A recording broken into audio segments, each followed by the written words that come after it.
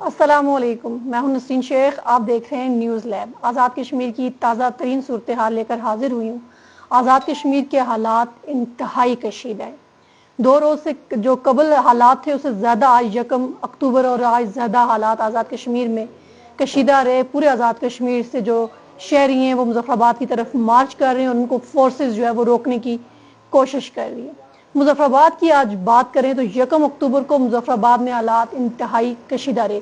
Forces سڑکوں پر موجود رہی اور فورسز نے سب سے زیادہ شیلنگ جو ہے وہ آج مظفر آباد میں کی گئی اور جو ہے وہ فائرنگ بھی فورسز کی جانب سے کی گئی، جس کی وجہ سے 3 شہادتیں آج مظفر آباد میں ہوئی ہیں۔ ایک بچہ جو آج مظفر آباد میں شہید ہوا اس کی عمر 13 سال تھی۔ باقی 2 جو افراد وہاں شہید ہوئے۔ جو زخمیوں کی بات کی جائے تو زخمی بہت زیادہ ہیں، اور مظفر آباد کی جو اور دیگر صورتحال پہ بات کریں تو عوام نے آج پتھراؤ جو ہے وہ بہت زیادہ کیا۔ عوام میں بہت زیادہ غصہ تھا، بہت زیادہ جو ہے وہ عوام باہر نکلی ہوئی تھی اور انہوں نے بہت زیادہ جو ہے وہاں پتھراؤ بھی کیا۔ پولیس کی طرف سے شیلنگ کی گئی، پولیس کی طرف سے فائرنگ کی گئی اور اس کے نتیجے میں 3 شہادتیں آج مظفر آباد میں ہوئی ہیں۔ زخمیوں کی تعداد بھی زیادہ ہے۔ شوکت نواز میر ایک ڈیڈ باڈی لے کر جو ہے وہ سڑک پر آج ایکشن کمیٹی کے کارکنان کے ہمراہ بیٹھے رہے۔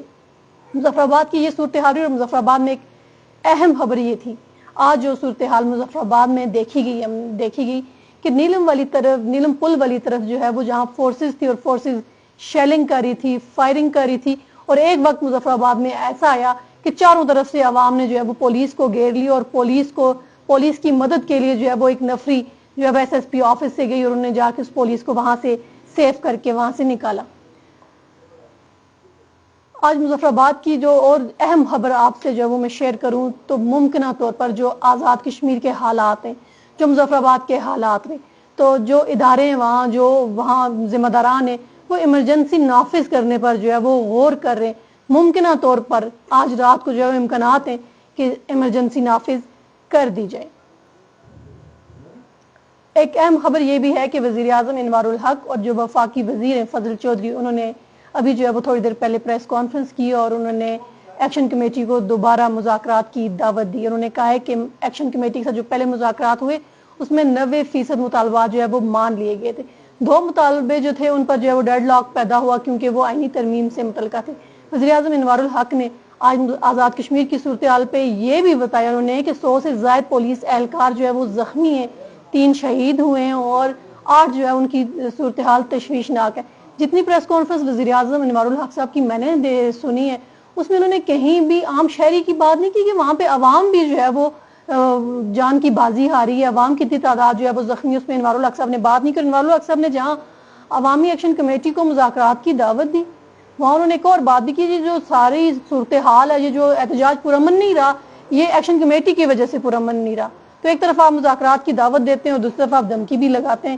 یہ صورتحال ان کی پریس کانفرنس کی رہی۔ اور ایک خبر یہ بھی ہے کہ آزاد کشمیر کی انٹرنیٹ چونکہ بالکل آزاد کشمیر میں مکمل طور پر بند ہے، ہمیں بھی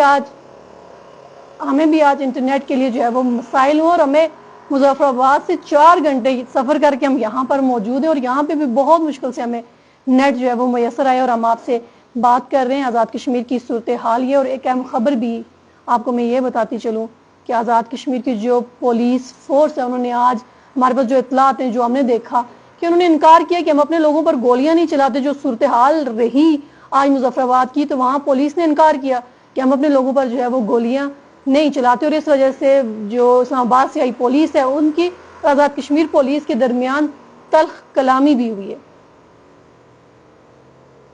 ایمرجنسی پہ ہم بات کر رہے تھے، ممکنہ طور پر غور کیا جا رہا ہے کہ آزاد کشمیر میں ایمرجنسی نافذ کر دی جائے۔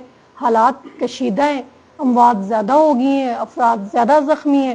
جو لانگ مارچ اگر وہ پورا کراؤڈ جو آ رہا ہے، جس جذبے کے ساتھ وہ کراؤڈ آ رہا ہے، اگر وہ مظفر آباد پہنچ آیا تو مظفر آباد میں کنٹرول نہیں کیا جا سکتا۔ ایک بڑے تصادم کا وہاں خدشہ ہے، اس لیے ایمرجنسی کی طرف غور بھی کیا جا رہا ہے اور ممکنہ امکانات ہیں کہ رات کو 12 بجے وہاں ایمرجنسی نافذ کر دی جائے۔ آزاد کشمیر کی، مظفر آباد کی، دن بھر کی یہ جو ہے وہ تازہ ترین رہی۔ باقی جو اپڈیٹس ہوں گی وہ بھی آپ سے شیئر کریں گے۔